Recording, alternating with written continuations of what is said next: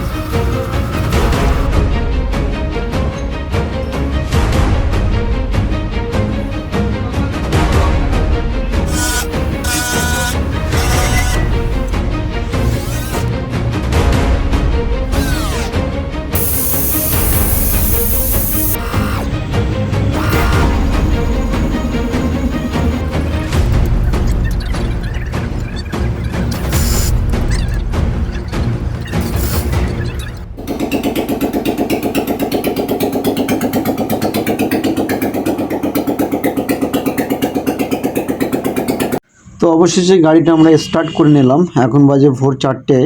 তো অনেকে আমার কাছে প্রশ্ন করে, মেসেজ করে যে একটা গাড়ি কালার করতে, ফুল কাজ করতে কত টাকা খরচা হবে।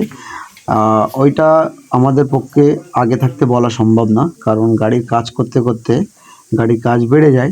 ওই কারণে এই গাড়িটা যেমন আমি এস্টিমেট দিয়েছিলাম 30 থেকে 35,000 টাকা খরচা হবে। তো উনি অ্যাটলিস্ট সামনেই ছিল, ওনার সামনে যা কাজ হচ্ছিল ওনার সামনেই হচ্ছিল। ওনাকে জিজ্ঞাসা করেই সব কিছু আমরা করেছি। তো লাস্ট পর্যন্ত ওনার বিলটা যেই দাঁড়িয়েছে 60,000 প্লাস 60,500 টাকা এরকম সামথিং ওনার বিলটা হয়েছে। তো গাড়িটা কেমন লাগছে দেখেই বুঝতে পারছেন। ওনার গাড়িটা অল টোটাল মানে 2014 সালের গাড়ি ছিল, সেটাকে রিস্টোর করে নতুন একটা প্রিমিয়াম লুক দেওয়া হয়েছে। তো ভালো লাগলে অবশ্যই লাইক কমেন্ট শেয়ার করবেন। আমাদের ঠিকানা সারাফুল ডাকবাংলো বাজার, শরৎনগর থানা।